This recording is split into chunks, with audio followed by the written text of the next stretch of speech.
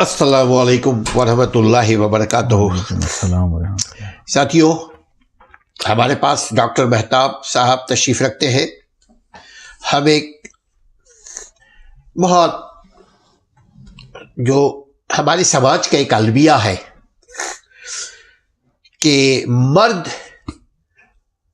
अपनी हाकमियत को कायम रखने के लिए, मैं उन मर्द की बात कर रहा हूं जो मर्द नाक़वत अंदेश लोग होते हैं, अपनी हाकमियत को कायम रखने के लिए वो परवाह भी नहीं करते कि उनका घर बर्बाद होता है या उनके बच्चों की मुस्तकबिल ख़त्म होती है। They don't care. तो ऐसा ही एक केस हमारे पास आया कुछ दिन पहले, जिसको डील कर रहे हैं हमारे डॉक्टर साहब, कि उनके साथ क्या होता है। छोटी उम्र में शादी हो जाती है, फिर उनके पास जो ही दो बच्चियां मासूम जैसी होती है। मैं इसको सरसरी बोलते हैं, डिटेल डॉक्टर साहब करेंगे।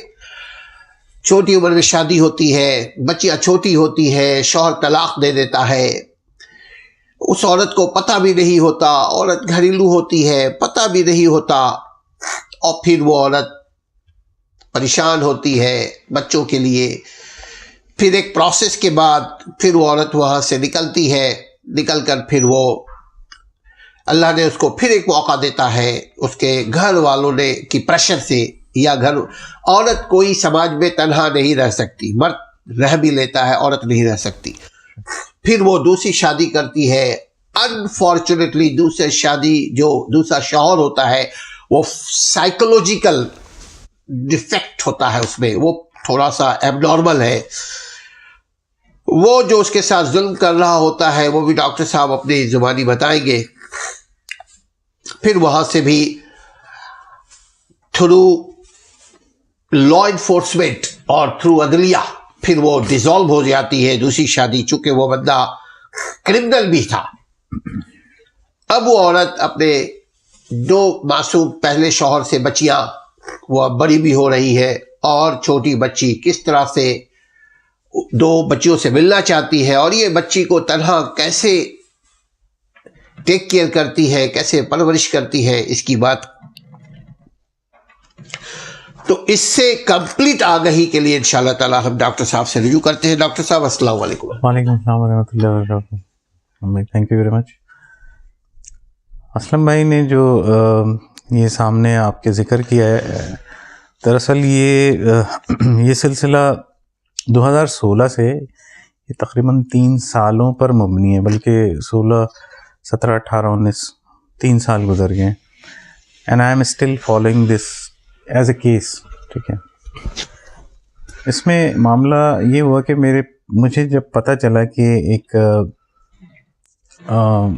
खातून है, उनके साथ ये मामला है, और मैंने फिर कोशिश की कि मैं, ज़ाहिर है जब आप केस एज ए वकील या एज ए डॉक्टर आप कोई केस लेते हैं तो आप मरीज़ से या अपने क्लाइंट से डायरेक्ट आप मिल के उसकी ज़ुबानी सुनना चाहते हैं, बजाय इसके कि आप पड़ोसियों से और किसी से सुने। तो ज़ाहिर है मैं डॉक्टर भी हूँ, और उसमें चूँकि लीगल मैटर्स भी हैं और सोशल भी, एंड इस 3 साल पर मुबनी है, तो there are so many things involve, बहुत सारी चीज़ें, माशरे के वो तमाम मसाइल इसमें आपको मिलेंगे, और जिसको अल्हम्दुलिल्लाह फिर मैं अल्लाह का शुक्र अदा करता हूँ कि अल्लाह ताला ने मुझे हिम्मत, सलाहियत दी और मौका दिया कि मैं इसमें इन्वॉल्व हुआ, और स्टिल आई एम परसुइंग। और आगे मुझे नहीं पता कि ये मामला मुझे कब तक परसू करना पड़ेगा और इनके मामला कब जाके हल होंगे। तो रिसेंटली मैं, चूँकि 3 साल से मैं कर रहा था, तो रिसेंटली मैंने असलम भाई से लीगल कुछ इश्यूज़ थे, उस पर मैंने इनसे तस्करा किया, तो फिर इस तरह से हम मिल बैठे और कुछ चीज़ें असलम भाई के तवस्सुत से, उनके मशवरे से अब आगे बढ़ रही हैं, जिसका कि यकीनन उनको भी फ़ायदा होगा और मुझे भी सीखने का मौका मिलेगा इंशाअल्लाह ताला। तो जब मैं उनसे मिला खातून से और मैंने उनका केस सुना, मैंने उसी दिन फ़ैसला कर लिया कि कुछ भी हो जाए, मुझे इनके साथ, ना मैं यहाँ वकील हूँ लीगली, ना मैं यहाँ लीगल प्रैक्टिस करता हूँ, ठीक है, लेकिन अगेन इंसानी हमदर्दी के नाते आपको बहुत सारी चीज़ों आप कर सकते हैं, आपकी बाउंड्रीज नहीं है दुनिया में। आप कहीं भी, आपके पास लाइसेंस हो ना हो, आपको किसी की मदद करने के लिए किसी भी लेवल पे आप जाके कर सकते हैं। ये एक मैसेज है मतलब। तो मैं उनके साथ जब खड़ा हुआ और फिर वो सिलसिला शुरू हुआ, तो उस वक्त उनकी जब मैंने सिचुएशन सुनी कि उनकी, जैसे असलम भाई ने बताया कि उनकी एक पहली शादी हुई थी और वो बड़ी हंसी खुशी ज़िंदगी उनकी गुजर रही थी माशाल्लाह से। आज तक वो तारीफ़ करती हैं पहले शौहर की, और उनकी 2 बेटियां थी मेरे ख्याल में। माशाल्लाह तारीफ़ भी करती है, तारीफ़ भी करती हैं। ज़ाहिर है जो उन्होंने अच्छा पार्ट प्ले किया 10 साल उन्होंने, और माशाल्लाह से हज उम्रा और मतलब एक रेड कारपेट वाली लाइफ थी उनकी अल्हम्दुलिल्लाह। मसला जो शुरू हुआ वो एक ज़ाहिर मियाँ बीवी के दरमियान और फिर फैमिलीज़ के दरमियान इश्यूज़ होते हैं। जो मुझे चीज़ जो मैंने फ़ील की कि उसने गलती इनसे यकीनन हुई होगी, ठीक है ना, लेकिन उस बाज़ गलती की सज़ा आप मतलब उसके अकॉर्डिंगली दें ना। लेकिन अगर गलती इंसान ने एक इतनी बड़ी की है और आप उसको इतनी बड़ी सज़ा दें। डॉक्टर साहब ये बताइए कि अचानक उनको तलाक, यानी जहाँ आप रेड कारपेट लाइफ की बात की है, तो वो फिर अचानक तलाक जैसी खतरनाक एक्शन उनके शौहर ने कैसे ले लिया, थोड़ा सा इसके मुतालिक नानी को बताइए। जहाँ तक मैं आज तक समझने की कोशिश कर रहा हूँ इस केस को, क्योंकि मैं फॉलो अप भी कर रहा हूँ और मुझे परसों भी करना है, तो मैं इसकी तमाम एंगल से इसको देखने की कोशिश कर रहा हूँ। और तो जहाँ तक मैंने समझने की कोशिश की इनके पहले हस्बैंड को, और जो मैंने उनके सामने बात रखी है कि वो एक ऐसा शख्स था जो बहुत केयरिंग था, ठीक है, बच्चों से बहुत मोहब्बत करने वाला, अपनी बीवी से, अपनी फैमिली को, इवन अपने भाई बहनों को, ठीक है।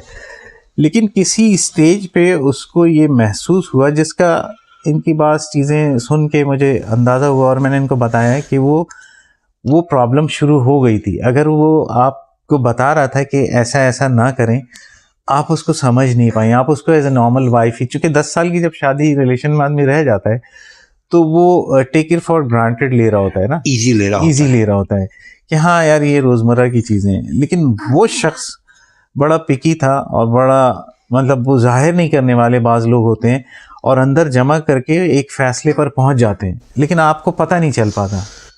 पता जब ही चलता है जब वो शख्स फैसला कर देता है।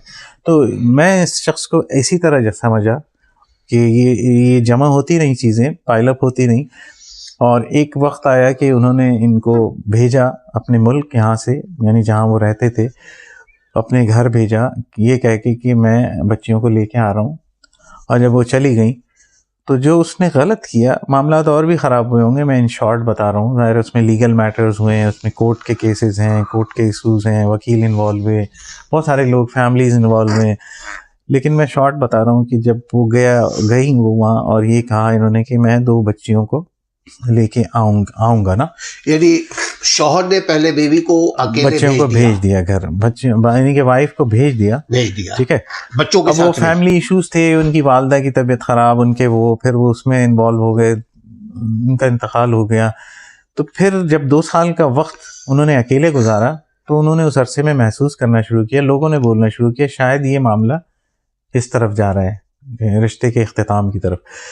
तो ये बड़ी हिम्मत जमा की, पैसे जमा किए और ये गई, चूँकि ज़ाहिर है बच्चियाँ थीं 2 8-10 साल की ना, और शौहर था, तो ये वो समझ नहीं पा रही थी कि ये मामला इस नहज को पहुंच जाएगा। ये गई मिलने, लेकिन वो एक फैसला कर चुका था, लेकिन फिर नहीं कर रहा था, इन बिटवीन नहीं कर रहा था, ठीक है, अवॉइड कर रहा था। लेकिन चूँकि मैं समझता हूँ एक फैसले को वो कर चुका था, और चूँकि ये दूसरे मुल्क में थी और वो मामला दूसरे मुल्क का था, तो ये बड़ी हिम्मत करके और बड़ी मुश्किल से गई वहाँ, और जाकर के मिला तो उसने फिर कहा कि आप यहाँ क्यों आई हो, आप जाओ, मैं आ रहा हूँ, ठीक है।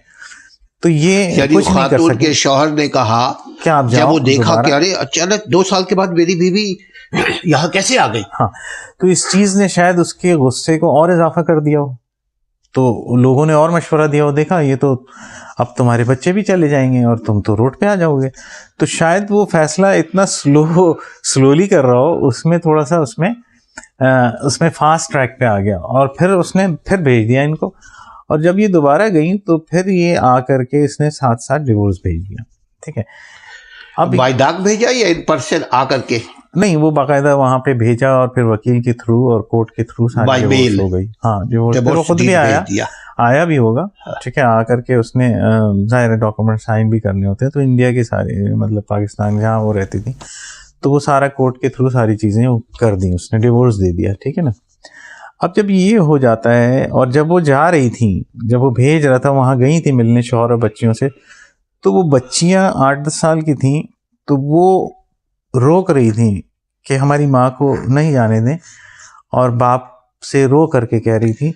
लेकिन चूंकि जाहिर है ये भी नहीं रुकने की पोजीशन में थी और बच्चियां जाहिर है वो उस एज की नहीं थी कि वो माँ के साथ चली जाती, तो मजबूरन ये जो घड़ी है ना, शायद वो आप लोग महसूस कर सकें जब माँ से उसके बच्चों को जुदा किया जा रहा हो ना, तो वो एक ऐसी चीज़ है, वो फील कर सकता है, माँ फील कर सकती है, शायद वो औलाद फील कर सकती है, या माशरे के कुछ साहिब दिल इसको जिसको अल्लाह ने दिया, तो वो फीलिंग मैं फील करता हूँ। ठीक है, और शायद आप महसूस करें तो शायद आप भी महसूस कर लें। तो वो बच्चे वहीं रह गए और ये चली गई और उसके बाद तलाक हो जाती है। बीच में क्वेश्चन ये है कि शौहर अपनी बीवी को तलाक देता है, जब तलाक दे दिया, चूंकि बरसगीर का कानून ये है कि जी एक सिंपल तलाक का डीड करते हैं, एक ड्राफ्ट करते हैं और उस पर 3 मरतबा तलाक करके विटनेसेस को इंडोर्स करके वो भेज देते हैं औरत के पास, वो औरत को समझा जाता है तलाक हो गया। अच्छा, तो उस वक्त बच्चियां जो है दोनों वो जहां वो लड़का काम करता था, नौकरी करता था, उसी मुल्क में थी या? जी, बच्चियां वहीं थी, उसके पास ही अकेला छोड़ के आया था? नहीं, पास ही थी और साथ लेके भी आया था, लेकिन फिर वो ये नहीं मिलाया। हाँ, फिर जब लेके आया और सारा प्रोसीडिंग वो कर रहा था, तो जब जा रहा था तो उसने बोला मैं जाते ही बुला रहा हूँ, लेकिन यहाँ सारी प्रोसीडिंग उसने कर ली। हाँ। और करने के बाद लीगल वगैरह जो भी चीज़ें, वहाँ जा करके बुलाया नहीं और डिवोर्स भेज दी। तो सारी चीज़ें आके करके गया और फिर वहाँ से भेज दी। बहरहाल कोर्ट के थ्रू सारी चीज़ें हो गई।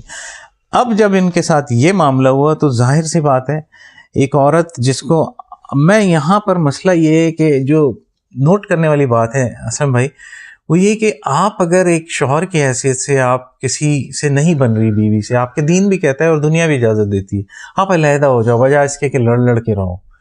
लेकिन यहाँ पे जो मामला है ना कि आपने धोखे से तलाक दी झूठ बोल के, और बच्चों को आपने कब्जा कर लिया, माँ से जुदा कर दिया। ये ना दुनिया और ना दीन, ठीक है ना, ये इजाज़त नहीं देता कि माँ से आप इतने छोटे बच्चों को, चूंकि आप पावर में थे, आप कर सकते थे, आप कर गए। ठीक है, बच्चियों को सहना था, वो सह गई, रोई, वो माँ पे क्या गुजरी वो आज तक महसूस कर रही है। ठीक है, लेकिन ज्यादती हुई, दुनिया भी कहता है और दुनिया का कानून भी और दीन का भी, आप ऐसा नहीं कर सकते। ठीक है, इस चीज़ ने भी मुझे मोटिवेट किया।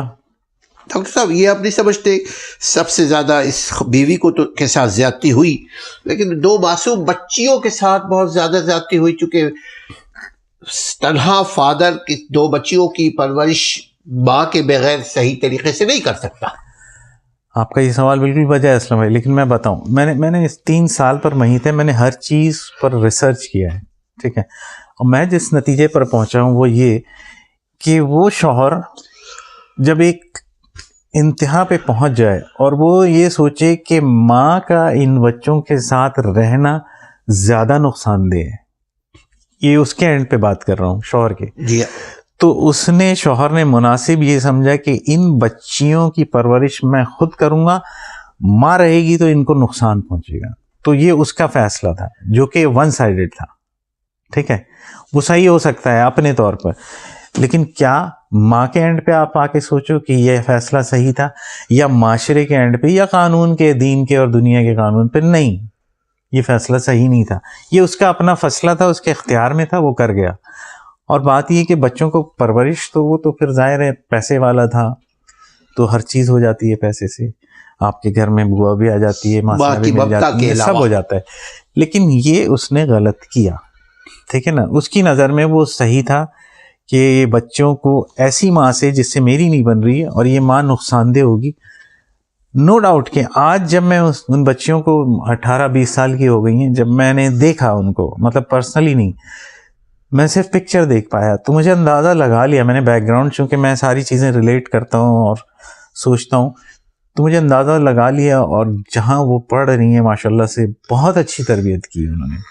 लेकिन अगर वो 2 बच्चियों को ये तरबियत नहीं कर सका कि तुम्हारी माँ स्टिल है दुनिया में, ठीक है, और माँ का मुकाम क्या होता है, तुम दुनिया की जितनी और दीन की तालीम दे दो, मैं समझता हूँ कि वो कसर रह गई, वो कसर रह गई। उसने वो तरबियत अगर, मैं तो ये समझता हूँ कि नहीं दी, क्योंकि रिसेंटली उन्होंने कोशिश की अप्रोच करने की, वहाँ पे वो हर्डल बना, दीवार बन के खड़ा हो गया कि अभी भी, आज भी वो नहीं मिलने देना चाहता। इसका मतलब ये है कि तुमने अपनी बच्चियों को अगर ये तरबियत नहीं दी कि माँ का क्या मुकाम है, या तुम्हारे अंडर प्रेशर या किसी भी वजह से कि तुम उनकी किफ़ालत कर रहे हो, वो इतना हौसला नहीं पैदा कर पा रही, उनके दिल पे क्या गुजर रही है मुझे नहीं पता, कि वो अपने दिल की बात कौन जानेगा। ये माँ उनसे मिलना यही चाह रही है, जानना चाह रही है क्या 10-12 साल के बाद मेरी बच्चियाँ, जब मैंने छोड़ा था तो रो रही थी, क्या आज भी उनके दिल में माँ के लिए मोहब्बत है? माँ के दिल में तो ममता है। अब ये ऐसा सवाल है कि इसका जवाब किसी के पास नहीं। जब तक वो माँ अपनी बच्चियों से मिल नहीं लेती, बगैर किसी प्रेशर के, बगैर किसी प्रेशर, ना बाप का प्रेशर हो ना सोसाइटी का प्रेशर हो, और उनको कहीं आप फ्रीली छोड़ दे कि उन माँ और बेटियों की कन्वर्सेशन हो, फिर वो समझ सकें एक दूसरे को कि वो एक दूसरे को कहाँ रखते हैं, ठीक है। लेकिन वो वक्त कैसे आए, और ये कहानी इसीलिए ख़त्म नहीं हो पा रही, और इसीलिए इस केस को परसू करना है, और इसीलिए मैं आपसे रब्ता भी किया, और इंशाल्लाह ताला आप और हम मिलकर कोशिश करेंगे, अल्लाह बेहतर करने वाला है।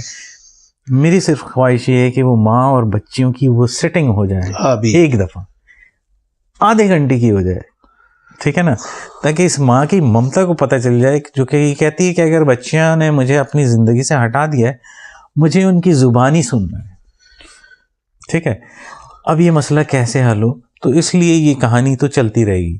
अब आ जाए कि जब ये चीज़ें हुई और मैंने देखा, तो मैं उनके साथ, उनके लीगल मैटर्स थे, जब वो जिस वक्त 2016 में उनकी सिचुएशन ये थी कि उनके पास रहने के लिए घर नहीं था, ठीक है, और यहाँ, और ना गाड़ी, ना कोई टेक केयर करने वाला, बच्ची छोटी, ना खाने का, ना आमदनी का जरिया, ठीक है, और ना कोई हेल्प करने वाला। उस सूरत में 2016 में ये मुझ तक पहुंची, ठीक है।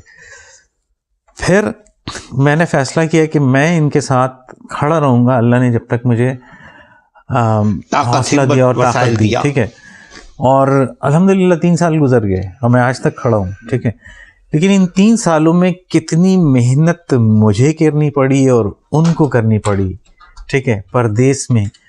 उस बच्ची को जो कि 1 साल की थी, आज 4 साल की हुई, वो मैंने देखा, और उन्होंने तो महसूस भी किया, और कुछ मैंने भी महसूस किया। शायद दुनिया को पता भी नहीं चला हो, लेकिन उन्होंने बहुत मेहनत की। चूँकि अब वो 2 बेटी चूँकि ऑलरेडी खो चुकी थी, ये उनकी दूसरी शादी हुई यहाँ, और उससे ये बच्ची हुई, ठीक है, 2012 में पैदा हुई, और 14 में उनकी ये दूसरी भी डिवोर्स हो गई। यहाँ पे भी उनके साथ धोखा ये हुआ कि जब वो पहली वाली तलाक हो गई, तो सोसाइटी का प्रेशर और घर वालों का प्रेशर, और इनको तो नहीं करना था, क्योंकि ये कोर्ट के थ्रू जाके अपनी बच्चियों को लेना चाह रही थी, और काफ़ी आगे जा चुकी थी कोर्ट में, ठीक है ना, और इनके मामलात कुछ हल होते हुए नज़र आ रहे थे। लेकिन चूँकि ज़ाहिर है, आप जिस माशरे में रहते हैं, आपके वालिदैन हैं, आप घर पे बोझ बन जाते हैं, या सोसाइटी फिर आपकी खातून हो तो स्पेशली उनके लिए बड़ा मुश्किल होता है, तो उनको सुनना पड़ा और दूसरी शादी करनी पड़ी।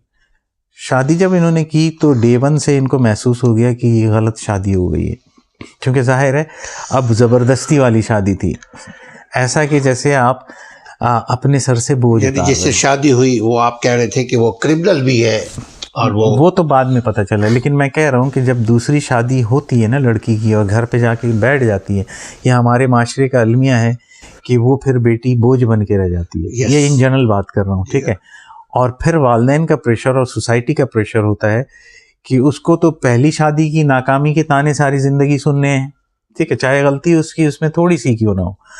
और अब सोसाइटी का प्रेशर के जाओ शादी करो फिर से, ठीक है, तो उसको निकलना पड़ता है लड़की को, क्योंकि जाहिर है अगर वो लड़की प्रोफेशनल है, आमदनी ये कर रही है, डॉक्टर है, इंजीनियर है, लॉयर है, and she is making lots of money, तो वो प्रेशर वो ओवर रूल कर जाती है, ठीक है ना, उसको कोई नहीं देता। लेकिन वो लड़की अगर घर पे बैठी है तो हर आदमी उसमें उंगली उठाता है। ये हमारे माशरे का अलमिया है, ठीक है, और ये हकीकत है, हमें तस्लीम करना चाहिए। लेकिन हमें इसमें जहाँ जहाँ मौका मिले इनफरादी तौर पे और इज्तमाही तौर पे हमें रोल प्ले करना चाहिए कि हम इस चीज़ को तब्दील करें अकॉर्डिंग टू सिचुएशन, ठीक है ना।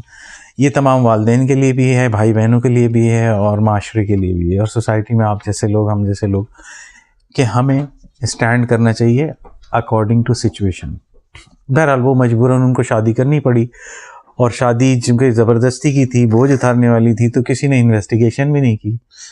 शादी में आप ये कह रहे हैं किसी ने इन्वेस्टिगेशन नहीं की, दूसरी शादी का जो लड़का है उसके कैरेक्टर, उसका काम धाम, तालीम, उसका जो, ये सारी चीज़ें तो बाद में पता चलती हैं। जब शादी से पहले नहीं की गई। शादी जो इन्वेस्टिगेशन हुई पता चला कि हाँ 2 बेटे हैं, 2 बच्चे हैं, छोटे हैं, और ये कह के इन्होंने इन्वेस्टिगेशन ना घर वालों ने की, क्योंकि वहाँ पे जो बोझ उतारने का मामला था, ये खुद किसी का इंटरेस्ट नहीं था। ये हम बोलना चाह रहे हैं कि इनकी जो 2 बेटियां बाहर है, उनके दिल में भी ये बात होनी चाहिए कि उनकी माँ उनसे मिलना चाहती है, मगर एक औरत, मशरक़ी औरत कितनी मजबूर होती है कि वो आज खुद कोई फैसला नहीं कर सकती। वो भी इस किस्म की औरत जिसका कोई बैकग्राउंड ना हो, जिसके पास पैसे वसाइल ना हो, तो वो मजबूर होकर के उनको आखिरी में सरेंडर करना पड़ता है और दूसरी शादी करती है। दूसरी शादी भी अनफॉर्चुनेटली सही नहीं हो पाई, चूँकि वो मर्द जो है,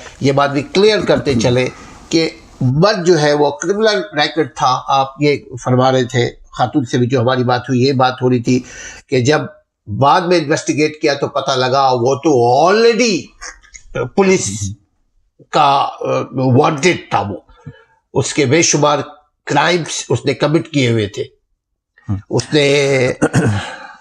तो ऐसे आदमी के साथ तो यकीनन जो ऐसा आदमी होगा, वो आप कह रहे थे या खातून कह रही थी कि शायद वो जिस्मानी तशद्दुद भी करता था।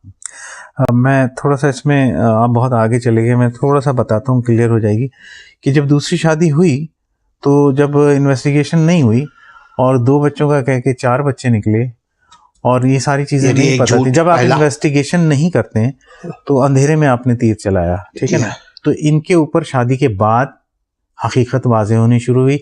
अब शादी करवाने वाले तो करके चले गए अपने घरों में, चाहे घर वाले हों चाहे माशरा हो। अब फिर इस औरत को, इसी सेम खातून को एक दूसरे अजाब से गुजरना पड़ रहा है, ठीक है। वो शौहर, कोने का घर, ठीक है, इंतहा कि वो शौहर शादी करके लाता है और कहता है कि मेरे तो 4 बच्चे हैं, 5 बच्चे बड़े, ठीक है, और हम तुम्हें एज ए सर्वेंट लेके आए हैं, ठीक है, तुम्हें घर का काम करना है। इंतहा कि जब इनके ऊपर वो चीज़ खुली तो इनको समझ में आ गई कि ये तो मुझसे बहुत बड़ी गलती हो गई, ये पहले से ज़्यादा बड़ी गलती करके बैठ गए, अब तो पीछे कोई है भी नहीं, अब कहाँ जाएं। तो अब जब घर वालों को बताया तो कह रहे हैं यार तुम्हारी पहली शादी भी नाकाम हो गई, अब तुमको इसके साथ ही रहना है, यही तुम्हारी जिंदगी और मौत है। अब आप सुने कि वो शौहर जो दूसरा वाला है, इंतहा ये है कि कोने का घर, वो बाहर जाता घर में ताला लगा के, ठीक है, फोन ले लेता, ये मैं बंद करके बाहर से लॉक करके जाता। इस मुल्क की बात कर रहा हूँ, आप हैरान हो जाएंगे असलम भाई, कहाँ बैठे हैं आपको पता है? जी हाँ। यहाँ पे क्या राइट्स हैं वुमेन्स के आपको पता है? जी हाँ। यहाँ कोई किसी के साथ कोई किसी को लॉक करने का मतलब किडनैपिंग है, ठीक है, और फिर फोन लेके और तमाम एक्सेस बंद करके सोने पे सुहागा उन पे जुल्म करना, मारना, उनका बेटा मारना, ठीक है, और ब्लीड करना, ठीक है। एक वक्त ऐसा आया कि जुल्म होते होते ये इनको समझ में जब आ गई तो इन्होंने सोच लिया कि मुझे यहाँ से अब निकलना है, ठीक है, क्योंकि जिस पे गुजरती है वही फैसला करता है। घर वालों ने बता दिया कि ये तुम्हारी यही इख्तिताम है ज़िंदगी ना। अल्लाह ने इनके दिल में डाली, ईमान भी वाली हैं, ठीक है। अल्लाह का करना देखें कि फिर ये एक बच्ची इस शौहर से भी इस दुनिया में अल्लाह ताला दे देते हैं, ठीक है। और 2012 में वो बच्ची पैदा होती है और 2014 में 2 साल 2.5 साल रही है उनके साथ इतने जुल्म के बावजूद। और होता ये है कि ये निकल तो पहले जाती 3 महीने में। हुआ ये कि जो पहले शौहर से कुछ इनके जेवरात होंगे, जाहिर है जो भी एक औरत का हक होता है, उनके पास थे, तो ये आई, तो यहाँ पर शादी हुई, तो इन्होंने कुछ पहना, तो उन्होंने देखा, तो उन्होंने बोला भाई घर में रखना सही नहीं है। वो जेवर उन्होंने उठा के अपने शौहर ने लॉकर में डाल दिया। अब ये फंस गई, इनके पास तो कुछ भी नहीं है, पैसा भी नहीं है। अब वो जेवर के चक्कर में इन्होंने फैसला तो कर लिया, इनको समझ में आ गया कि दूसरी शादी मुझे अब हटना है यहाँ से। तो जेवर के चक्कर में फिर बच्ची पैदा हो गई और वो जेवर लेते लेते इनको 2.5 साल रहना पड़ा, क्योंकि अगर ये दोबारा उस घर से निकलती तो ये जाती कहाँ, परदेश में, ठीक है। तो इनके जहन में ये था कि मैं कम से कम अपना जेवर तो बचा लूँ। उस जेवर को लेने के चक्कर में इनको 2.5 साल गुजारना पड़ा। और वो जुल्म बर्दाश्त की औरतें अपने देखिए, आप बहुत सारी चीज़ें इसमें आप सुनेंगे तो सीखेंगे भी और आपको मौका भी मिलेगा। मैंने भी सीखा। एक दिन ऐसा आता है कि वो बहुत मारते पीटते हैं, ठीक है, वो उनका बेटा, और इनको बाहर से बंद करके चले जाते हैं। इनको मौका मिलता है तो ये दरवाज़ा खोलती हैं, और चूंकि इनको ये पता है कि मैं बाहर गई और दरवाज़ा बंद हो गया तो मैं अंदर नहीं जा सकती। ये इस मुल्क की बात कर रहा हूँ, और फ़ोन नहीं, इलेक्ट्रॉनिक लॉक करके गए। हाँ, जो भी कोड वगैरह लगाते हैं कि बंद कर गए तो कोड से ही खुलेगा। तो ये बेचारी टेबल फंसा के दरवाज़ा खोल के बाहर जाती हैं और मदद के लिए, और वहाँ कोई मिलता है, और फिर ये किसी तरह से किसी के फ़ोन से पुलिस को कॉल करती हैं। और पुलिस को जब ये पता चलता है कि डोमेस्टिक वायलेंस का केस पहले भी कई दफ़ा आ चुकी है, लेकिन इन्होंने ये कभी उस इंतहा तक नहीं, बच्ची 7 महीने की, वो बाप ऐसा बच्ची के लिए दूध नहीं ला रहा, इनके लिए खाने को नहीं है कुछ घर में, और मासियों की तरह काम ले रहा है। मतलब ये तो हमने सुना है कि सिंध में कहीं वडेरे या गांव देहात में इस किस्म का जुल्म होता है। आप बिलीव कर सकते हैं कि अमेरिका में, ठीक है, ये हो रहा है, किसी पे गुजर रही है, और ये वो शख्स पे गुजर रही है जिसके माजी में अभी बता चुका हूँ, ठीक है। अब बहरहाल उसके बाद जब वो कॉल करती हैं तो पुलिस की एक नहीं पूरी लॉट आती है, सही है, और इसके हस्बैंड को भी बुलाया जाता है। वो हस्बैंड भी आ जाता है। जब हस्बैंड आता है तो वो कहता है कि तुम ले नहीं जा सकते। पुलिस ने इनको बोला कि तो आप अपना सामान उठाओ, बच्ची को उठाओ, जो ज़रूरी चीज़ें। इनको पुलिस ने घेर के निकाला है उस घर से, यहाँ की बात कर रहा हूँ जी, और ले जाके उन्होंने इनको एक उसमें रख दिया, शेल्टर होम में रखते हैं। अच्छा, शेल्टर होम से ये के थ्रू रेफरल होते होते होते ये केस मुझ तक आया, ठीक है। हमारे साथ मामला ये हुआ कि इत्तेफाक से ये बच्ची जो है वो इनको बेबी सिटिंग कराने की ज़रूरत पड़ी, तो उस तरह से बेबी सिटर के तौर पे ये बच्ची हम तक पहुंची और ये केस मुझ तक पहुंचा। अब जब मैंने देखा तो मैंने महसूस किया कि मैंने कहा नहीं, ये तो मुझे तो करना है, इसमें मैं तो छोड़ ही नहीं सकता।